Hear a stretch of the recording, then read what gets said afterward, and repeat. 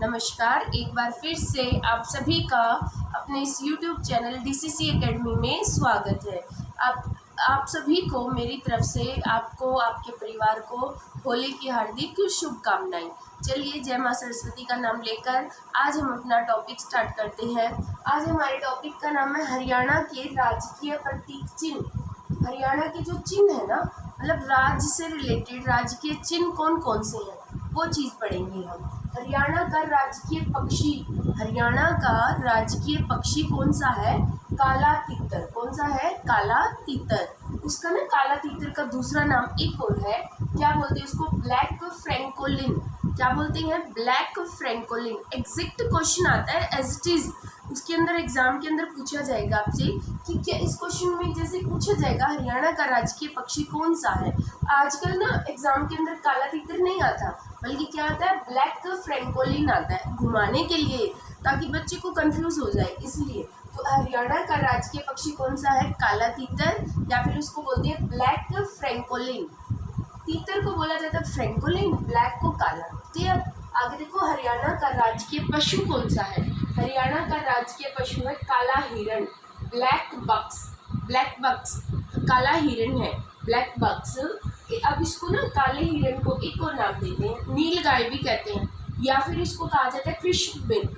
कृष्ण मृग, काले रंग का जो मृग होता है हिरण, मृग किसको बोलते हैं संस्कृत में? हिरण को कहा जाता है। तो कृष्ण मृग भी कह सकते हैं, काला हिरण भी कह सकते हैं, या फिर नील गाय भी बोलते हैं हरियाणा के अंदर। अब हरियाणा का राजकीय फूल कौन सा है? अब सभी को पता है, कमल का फूल है। भारत का, इंडिया का भी राजकीय फूल, इंडिया का भी कौन सा है? कमल का फूल ही है इंडिया का भी। और हरियाणा का भी राजकीय फूल है, कौन सा है? कमल का फूल। न्यू लैम्बो न्यूसीफेरा भी बोलते हैं, न्यूसीफेरा। कमल के फूल का दूसरा नाम क्या है? New Lambo nucifera, new Lambo nucifera. Clear? अब देखो, हरियाणा का राजकीय वृक्ष, आप सभी को पता है सबसे पुराने पेड़ कौन से होते हैं? पीपल का, बरगद का। तो हरियाणा का राजकीय वृक्ष कौन सा है? पीपल। बरगद नहीं है, पीपल है। बरगद किसका है? भारत का। पीपल, पीपल का पेड़। अब इसको बोला क्या जाता है? फाइक सेरेलीजियस, फाइक सेरेलीजियस। क्या बोला? फाइक सेरेलीजियस। नेक्स्ट है, हरियाणा का राजकीय चिन्ह क्या है? हरियाणा का राजकीय चिन्ह कौन सा है? अशोक चक्र। आप सभी को पता है अशोक चक्र है, सारनाथ के राज चिन्ह में है अशोक चक्र। उसके साथ ना कमल के फूल के साथ ऐसे बना हुआ है, और गेहूं की ना बालियां बनी हुई है, मतलब गेहूं की जो बाल होती है ना, बाल ऊपर जो होती है, गेहूं आते हैं जिसके ऊपर, वो बालियां, उगता कमल का फूल, उगता सूरज और गेहूं की बालियां, गेहूं की जो बालियां होती हैं। हरियाणा का राजकीय चिन्ह कौन सा है? अशोक चक्र के साथ कमल का फूल, उगता हुआ सूरज शो कर रहा है, और गेहूं की बालियां, ये दिखाएगा। अब हरियाणा का राजकीय पर्व या त्योहार कौन सा है? हरियाणा का राजकीय पर्व और त्योहार कौन सा है? तीज। तीज सावन में आती है ना, तीज। तो हरियाणा का राजकीय पर्व या त्योहार कौन सा है? तीज। हरियाणा का राज्य कवि कौन सा है? हरियाणा का राज्य कवि कौन सा है? उदय भानु हंस। क्या है हरियाणा का राज्य कवि? उदय भानु हंस। हरियाणा का राजकीय खेल कौन सा है? देखिए, हरियाणा का राजकीय कवि कौन सा है? उदय भानुहंस। हरियाणा का राजकीय खेल कौन सा है? कुश्ती। हरियाणा का राजकीय खेल कुश्ती। आगे, हरियाणा की राजकीय भाषा, आप सभी को पता है हरियाणा की राजकीय भाषा, हरियाणा के अंदर हरियाणवी तो बोली जाती है, लेकिन भाषा में हिंदी आएगा। राजकीय भाषा मतलब राज्य तौर पर मान्यता दी गई है हिंदी को। अब देखो, हरियाणा की दूसरे नंबर की जो राजकीय भाषा है उसका नाम क्या है? पंजाबी। देखो, 2010 में 2010 के अंदर जो हमारे सीएम थे ना, भूपेंद्र सिंह हुड्डा, उन्होंने क्या किया था? उन्होंने कहा था कि हरियाणा की दूसरी राजकीय भाषा घोषित कर दी थी, किसको? पंजाबी को। लेकिन उससे पहले देखो, ध्यान से सुनना, नोट है ये, 1969 में, सन 1969 में बंसीलाल सरकार के द्वारा, किसके द्वारा? बंसीलाल सरकार के द्वारा तमिल भाषा को, कौन सी भाषा को?